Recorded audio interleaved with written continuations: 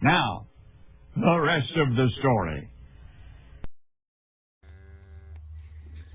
Somebody's not happy with me. Spoiler alert for Ryan's herd. He's got a early year calf. By early, I mean the first of the year.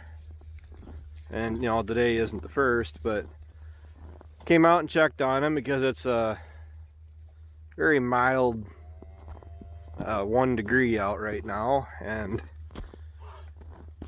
went through and rebedded him last night, refed him again last night. I mean, we aren't the type of operation that wants to have calves on the ground in weather conditions like this. But for those of you that are keeping score, Ryan had the issues with, you know, these are good cows too, and you can literally just kind of walk right by them and they mind their business. Ryan had a bunch of cows that weren't bred this year or for this past season, and it turns out it was a product of the bull having a broken piece of equipment. At least that's what we all figured. And Ryan ultimately ended up getting a different bull, and this calf is a product of that. Now the alarming thing is that I'm kind of seeing another cow that's actually starting to get close to calving, and she, to be quite honest, was the one that we came out here yesterday to check if she was calved. And the one that we were watching hasn't had her calf yet, and she's very much to the point where she really should have had it a couple days ago for how she looks.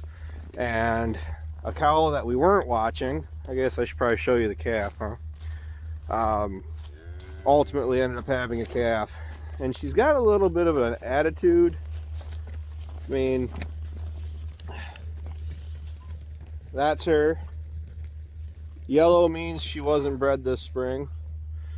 I don't really know if she'll... My phone is messed up too, so let me zoom out. Get over yourself. I don't know if it's just overconfidence being around cattle, but generally you can tell if they're gonna come at you. I mean, yeah, you watch the ears and the head movement.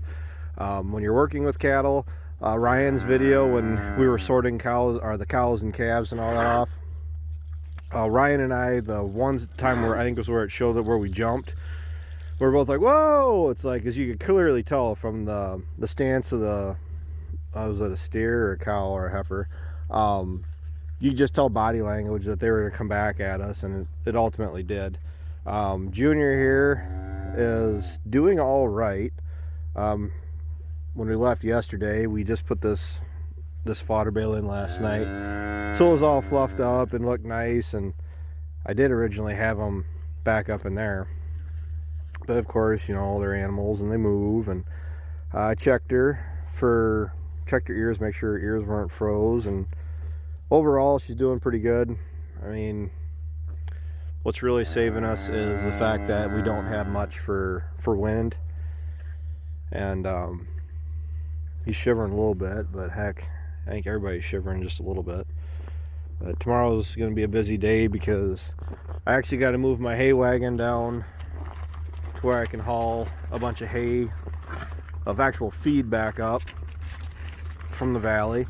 So I'm heading out to do that yet tonight, so I don't have to do it tomorrow, because we have snow and ice on the ground, it's that fun factor of, see, this is kind of neat.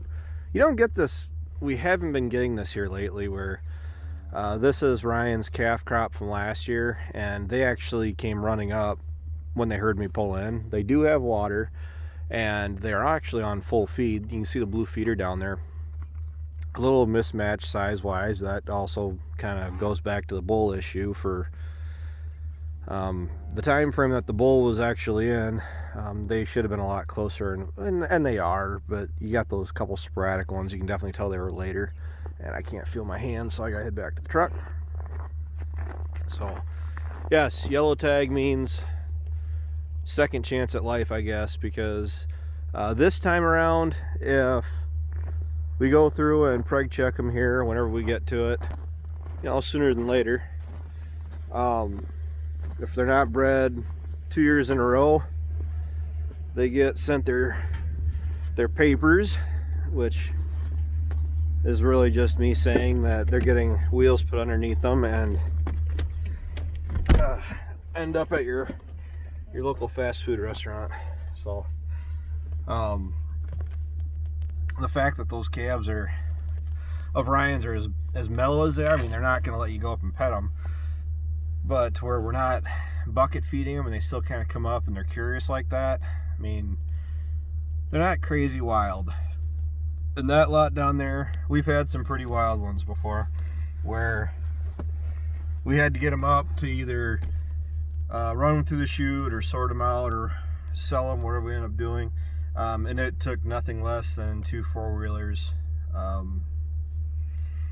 to stay underneath them or below the gate, and actually get them pushed up into the lot up here. So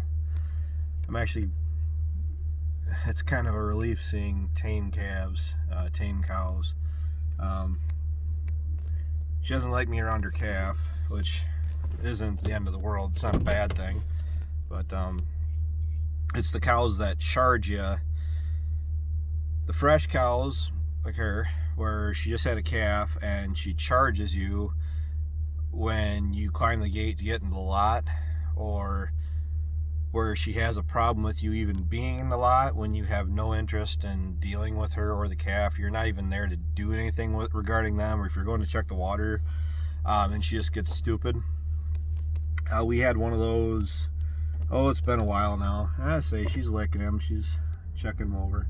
He's over 24 hours old, but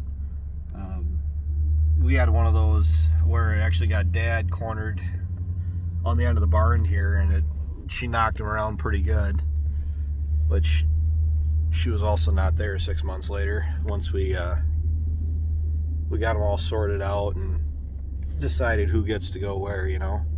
But I gotta let you go because this time of year, the sun's already setting at 4 o'clock, and I got that one last chore I got to do outside of throw these buckets in for Dad's and I's steers.